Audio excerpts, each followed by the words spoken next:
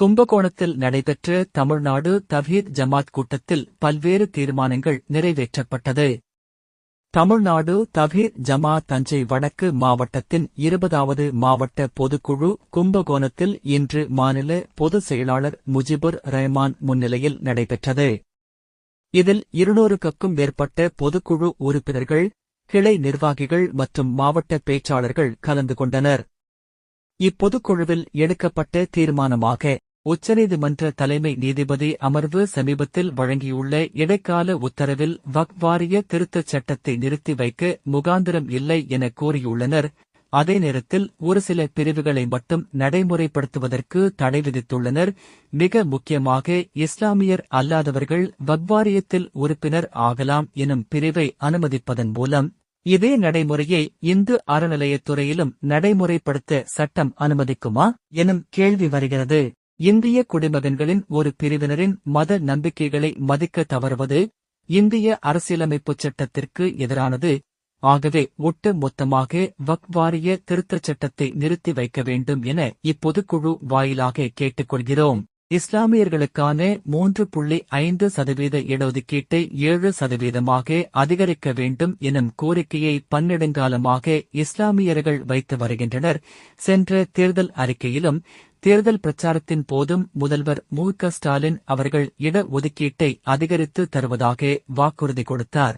தான் சொன்ன வாக்குறுதியை காக்கும் வகையில் இஸ்லாமியர்களின் இட ஒதுக்கீட்டை உயர்த்தி அரசாணை பிறப்பிக்க வேண்டும் உள்ளிட்ட தீர்மானங்கள் நிறைவேற்றப்பட்டது. அண்மையில் வழங்கப்பட்டிருக்கக்கூடிய வக்ஃபு திருத்த சட்டம் சம்பந்தமான இடைக்கால தீர்ப்பு என்பது இஸ்லாமியர்களுக்கு மிகப்பெரிய ஒரு ஏமாற்றத்தை அளித்திருக்கிறது.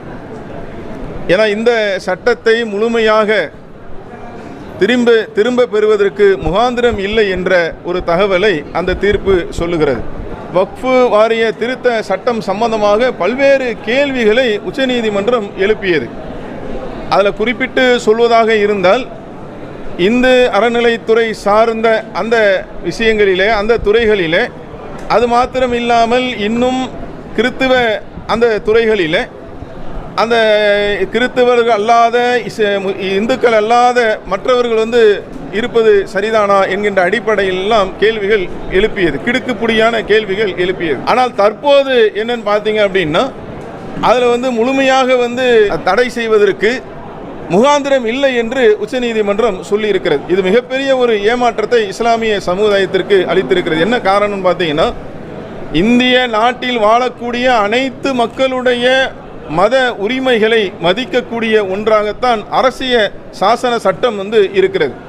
அப்போ சில பேருடைய, குறிப்பாக இஸ்லாமியருடைய அந்த மத நம்பிக்கையை புறந்தள்ளும் விதமாக குறிப்பாக சொல்வதாக இருந்தால் வக்ஃபு வாரிய திருத்த சட்டத்தில் என்ன செய்யணும், அதாவது முஸ்லீம் அல்லாதவர்கள் பங்கேற்கலாம். மத்திய பிரிவாக இருந்தாலும் மாநில பிரிவாக இருந்தாலும் வக்ஃபு வாரியத்துடைய அந்த நிகழ்வில் இஸ்லாமியர்கள் இல்லாதவர்களும் பங்கேற்கலாம் என்று சொல்லக்கூடிய ஒன்று சரியில்லாத ஒன்று. அப்போ நமக்கு இயல்பாகவே ஒரு கேள்வி வருகிறது. அப்போ இந்து அறநிலைத்துறை அது போன்ற இன்னும் சில நிகழ்வுகள் இருக்கிறது, ஒரு சில துறைகள் இருக்கிறது. அதிலெல்லாம் அந்த துறை அந்த சமயத்தை சார்ந்தவர்கள் இல்லாதவர்கள் பங்கேற்க முடியுமா என்று இயல்பாகவே கேள்வி எழுகிறது. அப்போ இந்த தீர்ப்பு என்பது, இடைக்கால தீர்ப்பு என்பது பெருத்த ஏமாற்றத்தை தருகிறது. இதில் அடுத்து வரக்கூடிய முழுமையான அந்த தீர்ப்பில் ஒட்டுமொத்தமாக இதை தடை செய்ய வேண்டும் என்பதை இந்த பொதுக்குழு வாயிலாக கோரிக்கையாக வைத்துக் கொள்கிறோம். இஸ்லாமியர்களுடைய மிக முக்கியமான ஒரு கோரிக்கையாக இருக்கக்கூடிய இடஒதுக்கீடு கோரிக்கை. இந்த கோரிக்கையை நாங்கள் இஸ்லாமிய சமுதாயம் 12 காலமாகவே நாங்கள் வலியுறுத்தி வருகின்றோம். இது குறித்து அண்மையில் சில நாட்களுக்கு முன்பாக தமிழக முதல்வர் அவர்கள் பிரச்சாரத்தின் போது வாக்குறுதி அளித்தார்கள். முஸ்லீம்களுக்கு இடஒதுக்கீடு அதிகப்படுத்தி தர வாய்ப்பு இருக்கிறதாக சொன்னார்கள். அப்படிப்பட்ட அந்த வாக்குறுதியை நிறைவேற்றும் விதமாக, ஏன்னா தேர்தல் நெருங்கி கொண்டிருக்கிறது, இஸ்லாமிய மக்கள் பெரும்பான்மையாக எதிர்பார்த்து கொண்டிருக்கிறார்கள்.